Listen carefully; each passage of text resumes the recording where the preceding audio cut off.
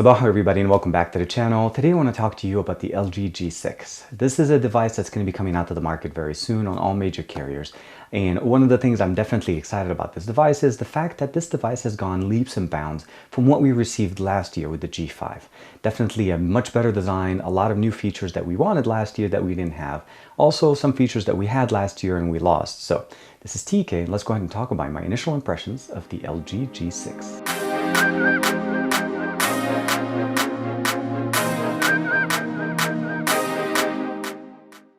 First thing I have to definitely compliment about this device is the amazing design that they've gone through, and they changed from the G5 from last year. I mean, we definitely lost the modularity, so we no longer have the modularity option, or what they're trying to call modularity, in their design. So the bottom bar doesn't come out. Actually, there's no more removable battery, which is another thing that they did from last year and we lost. But we did get some new features. A, we got a much better design. B, we have an 18:9 aspect ratio display.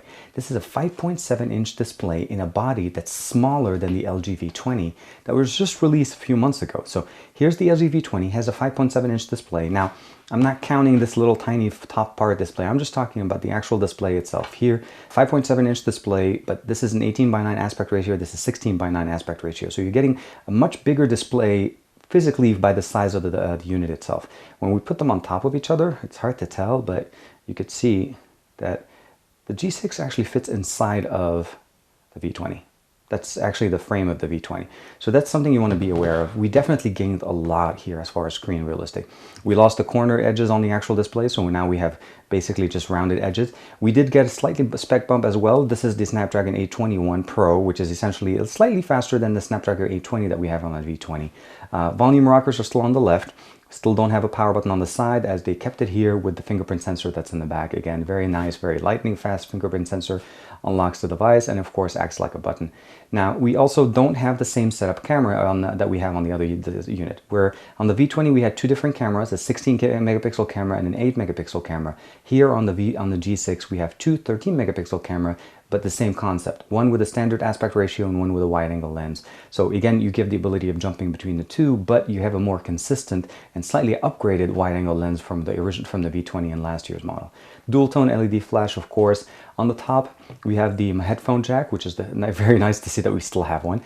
We do have a microphone. We don't have an IR blaster. So the G6 did not carry an IR blaster anymore. Of course, volume rocker here, and then nothing on this side other than the SIM tray. We do have the ability of expanding memory still. So one of the things that we definitely are able to do is expand the memory with an SD card, and of course use our nano SIM to be able to power our device to connect to our normal radios.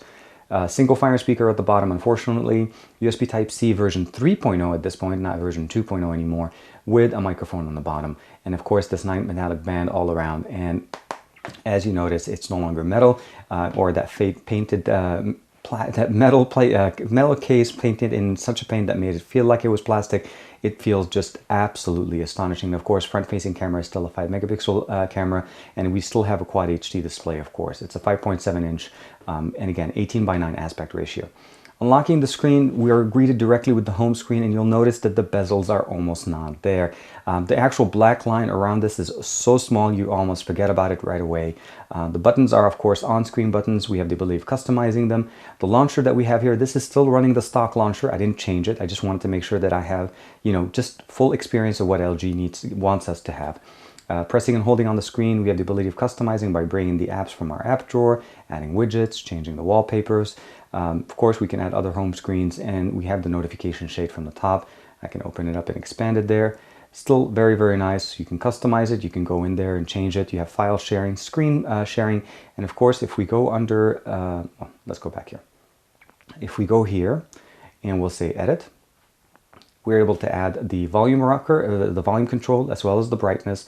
And then of course, what we have is screen sharing, file sharing. Going back to the home screen into the settings tab, we do have the ability of switching between tab view, which is the standard UI that we see directly from LG when you open up the box. But you have the ability of switching over to list view. I like this because it's actually closer to the way Nougat is actually set up on this device. So if you want something closer to the way the actual UI was intended to be, this is again what's going to get you. Going home, just real quick, want to mention to you guys, we do have the Google Assistant. This came turned on directly on the unit without me having to set it up or wait for it to turn on. And you can see it's actually very good at picking up my voice. The other thing I wanted to again mention to you when we go into settings, we'll go to the top, airplane mode, Wi-Fi, Bluetooth, mobile data, of course, call, share and connect, tethering, and then of course under more we have mobile networks. Wi-Fi calling by default is installed on this. Now this is not the T-Mobile version of the device, but you notice that it does, and it actually does work on Wi-Fi calling. I tested it out.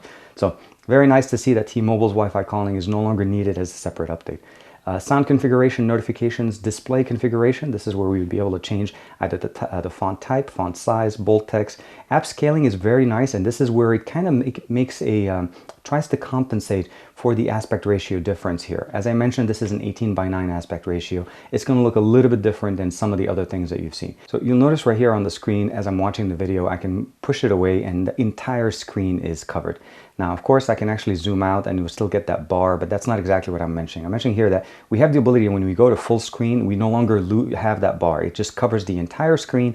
You have the ability to just see the full beauty of an 18:9 aspect ratio display. So I did set it to be 18:9 on Netflix and then 16:7.9 directly on using Twitter. Very, very nice. This is where you'll be able to set it up. Display size, of course, comfort view, and brightness level. You can set that from there. You can also turn on knock on and then screensaver. Next thing we have is home screen, lock screen option to be able to set it up. Themes are still supported in here. I do have it running on the standard LG, but it does come pre-built with these options, so you can download more or you can use the built-in one. The next thing is we have the battery power settings, and let me just show you guys. I've been running this almost about since yesterday morning, and I'm not done down to 0%. So battery usage, when we go through, you'll notice it doesn't let us zoom out. So battery usage on battery 23 hours and 26 minutes. Estimated time remaining about 32 hours. The battery life is really good. Now I'm not using this as super high heavy. By default, game battery saver is on, so let's go ahead and turn that off. And I'm thinking that's probably why my battery's been so good. Although in their defense, with this on, I didn't have a worry about it. Now this is game battery saver, not normal battery saver. So this is adjust the video quality in games to give you better life. So not that many games I've been playing on this, mostly been just enjoying using the device. Smart cleaning, this is their own built-in optimization application. Apps, tap and pay, support for Google Pay, of course, and cloud location. Fingerprint and security, you'll be able to register your fingerprints and set them up there. Language, keyboard, backup and reset, Google services. Let's go back here. Smart shortcut keys, these are the keys that you have on the left side that you can customize. And of course, on the lock screen, let's go back here real quick. I wanted to show you guys, right, lock screen. You do also have the ability of setting up different shortcuts on the lock screen. So I have these guys, phone, Instagram, Gmail, Google Play Music, of course, and the camera. You can customize those and it'll show up if you just knock on the screen without unlocking the device. Regulatory about phone, this is running Android 7.0. There hasn't been any updates since I've received the device, but again, this is pre-release, so it's just something to be aware of. We still have split screen. We'll go into Recents app. I can press and hold, swipe it up to the top, and then we can, of course, open up the bottom panel here and then interact with it normally. The main benefit, of course, let's go back here, is the fact that we have split screen, and it really fits and it works much nicer with the aspect ratio. Here, you're still able to interact with the gallery itself. You can swipe different pictures, go home, and then go back in. So you notice there's a feature here within the split screen. If you go home, it doesn't actually let it go away. You notice the gray tabs. So it gives you the ability to go back, play around, do whatever you want. And then when you go back, you can go home or press the recent multi-apps here, and then you can still do that. Now, if I had more, of course, I can keep double tapping and it'll take me into it. Very, very nice, very good. I like it. It really looks very, very nice. The camera UI, let's go ahead and swipe, is different now than what we had in the G6 and the V20 and the G5 from last year. You notice they're using the full benefit of the aspect ratio here. So we have kind of like a little bit of a camera reel here, and essentially just the ability of seeing some of the applications or some of the pictures that you just took. And of course we have the quick share, the ability to share directly to social media, your last taken picture, and the ability of going into a wide angle mode. This is the 13 megapixel, just the standard one. And if I go wide angle, I should be able to see the floor at this point. Yep, you can see you can have my monitor right there and the camera, and it looks again very, very nicely. We can switch it back And you can actually, well, let's go ahead and see if I can bring this in. So this is standard view, and we also have a slightly cropped angular view here, wide angle. Now we don't have two cameras in the front, but the camera in the front has the ability of switching between the two. So I think it's a wide angle lens that's normally run in crop mode, which is what this is, and then you can zoom out. We still have all the same modes, all the different options, slow motion, snap, pop up. It gives us that nice little artistic view where it just takes a smaller, more viewed view on the top, but blurs it out and keeps the actual unit in the middle. So it kind of makes it just pop out for you. Into the settings, we have a 16:9 aspect ratio. You have to drop to 9.7 megapixels. To stay with the 13 megapixel, you do have to be on a 4:3 aspect ratio. That's something you want to be aware of. Video resolution, we can go to Ultra HD 16:9. We do have Ultra HD, Full HD at 60 frames per second, so that's pretty nice to see. Camera roll, HDR options, timer, cheese shutter, well, you can actually do that. Steady recording, tag location, grid, add signature, simple view, and help. Definitely very, very easy. This is in the photo video mode, so you can actually customize these different options as you like.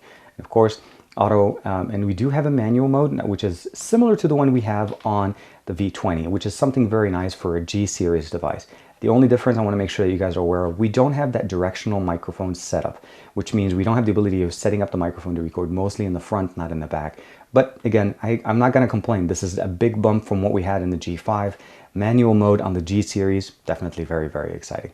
I'm really looking forward to be able to test this device a little bit longer and checking it out and see how things are. How does it stack up against the V20? Does it actually really, is there a big difference? Or do I really want to even upgrade from the V20 to the G6? Being that they're very close to each other in specs, the processor is pretty close, the amount of RAM that we have is pretty much the same. Now, quickly as far as the specs, I want to make sure that you guys are aware of the major differences between the two. We have both a 5.7-inch display, both have 4 gigs of RAM, both have Quad HD displays, of course, same technology, they're LCDs. What we have here is a 4 gigabytes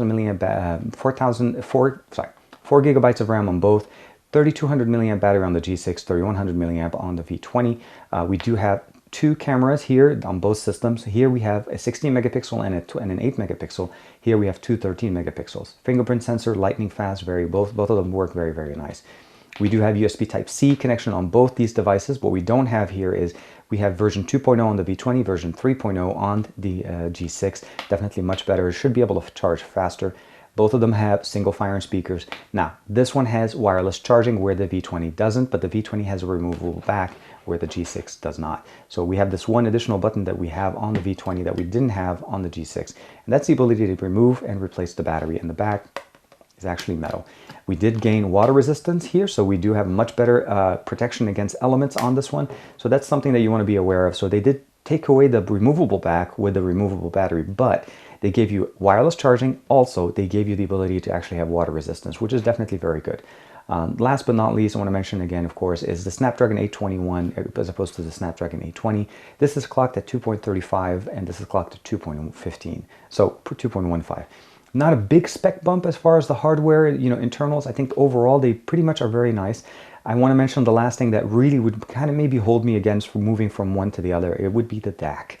Unfortunately, from what I understand, the US model of the G6 will not come with the high quality, I think it's the 24 or 32-bit DAC, where we have a high quality DAC on the V20. And that's one of the main benefits and one of the things I love about this is the ability to enjoy high impedance headphones, enjoying music with high impedance headphones on the V20. And this is able to drive them. LG's done it again. They've done it again in the sense of every time they release a G version of their phone, it's almost like as if they just came out with a brand new phone. We did that the same thing when we had the G4 to the G5. The G5 looked nothing like the G4. And now the G6 looks nothing like the G5 or the G4. But I definitely like the fact that we have wireless charging, water resistance. The cameras are more consistent. They're both 13 megapixels. So technically we got a bump up from one of the cameras and a bump down with the other. But I think they're more consistent at 13 megapixels. Spec-wise, battery-wise, it's very close to the V20. If you have a V20, this is going to be very close to home. Both have Android 7.0. V20 came out with Android 7.0. Both now have the Assistant, as the V20 also did receive the update recently from Google, as now all Marshmallow and Nougat-based devices can have the Assistant running on it. Very excited. This is my initial impressions. I'm very, very excited. I want to say thank you very much for checking out the channel. Let me know what you guys think in the comments below. What are some of the things that you guys are looking for in the G6? And again, hopefully we'll get some more coverage for you guys. Like and subscribe as usual. Thank you very much for the support. I will see you guys in the next video.